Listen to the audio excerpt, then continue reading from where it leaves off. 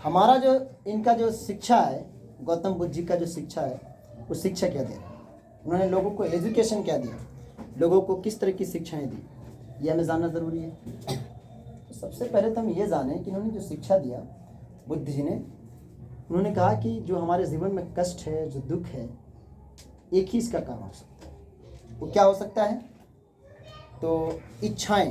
क्या हो सकता है? इच्छाएं हो सकती हैं, और लालसा। लालसा का होना और इच्छा का होना। एग्जाम्पल स्वरूप समझना कि आप किसी लड़की से प्रेम करते हैं, आप उसको चाहने लगे हैं, आपका उसके ऊपर दिल आ गया है, ठीक है, उससे एक बार वादा कर दिया कि सर, आप गए वहाँ पर, जाकर कहा कि मैं आपसे बड़ी प्रेम करता हूँ। उसने कहा नहीं, मैं तो आपको प्रेम नहीं करती हूँ। आपके दिल पर क्या होगा? ठेस पहुँचेगा, आप दुखित होंगे। आपने इच्छा व्यक्त किया प्रेम का, लालसा आया उसके प्रति, और इसका ये नतीजा निकला कि आपको दुख झेलना पड़ा। ये सच्चाई है। तो इच्छा व्यक्त मतलब इच्छा को दबाने की कोशिश करिए। क्या है, आपका जो एज चल रहा है ना, इस एज में आपको पढ़ने का दशा है, इसमें पढ़िए। बहुत ज़्यादा आपको खेलने की इच्छा नहीं रखना चाहिए। रखना चाहिए, ये नहीं कह रहा हूँ कि नहीं रखना चाहिए, कम रखिए, थोड़ा कम खेलिए। अब इसके बाद आप लगभग हाई स्कूल का एग्ज़ाम देने जाएंगे, 9th में है ना, तो आप जाओगे हाई स्कूल का एग्ज़ाम देने, तो थोड़ा सा आपको केयर करना पड़ेगा अपने लाइफ के बारे में। फिर उन्होंने कहा, इन कष्टों और दुखों का कारण हमारी इच्छाएं और लालसाएं हैं।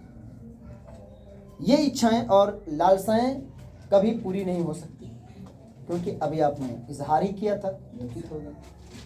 ठीक है, चलिए कोई और आ गया, ये न सही, कोई और सही, कोई और नहीं, कोई और सही। ये दुनिया बहुत बड़ा है, चलो हम अकेले सही, दुनिया है, तो कुछ ना कुछ तो है जीवन में, इसको समझना है। अपने जीवन के अंतराल में क्या क्या सीख रहे हैं, तो आपको सीखना है इससे। इस समाज से कुछ ना कुछ सीखिए। निर्णय किस तरह का आप लेंगे अपने लाइफ में, आपका डिसीजन भी इस तरह का होना चाहिए। हम देखेंगे इस पर और चर्चा भी करेंगे,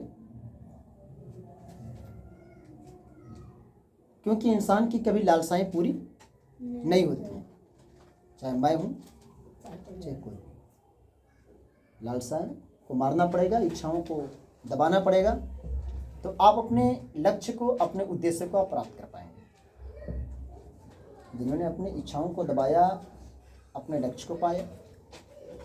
तमाम तरह के हम लालसा करेंगे, ये नहीं ठीक, वो ठीक, वो नहीं, वो ठीक, ये तो हम करते ही रह जाएंगे आजीवन। तो सबसे पहले हम अपनी इच्छा पूर्ति को दबाएं और सफलता के मार्ग पर हम अग्रसर हों कि हम किस तरह से इसमें सफलताएं अर्जित करें।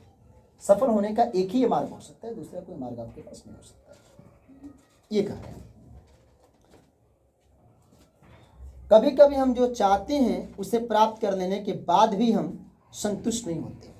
जो कुछ हम चाहते हैं उसको प्राप्त कर लेने के बाद भी हम खुश नहीं हैं।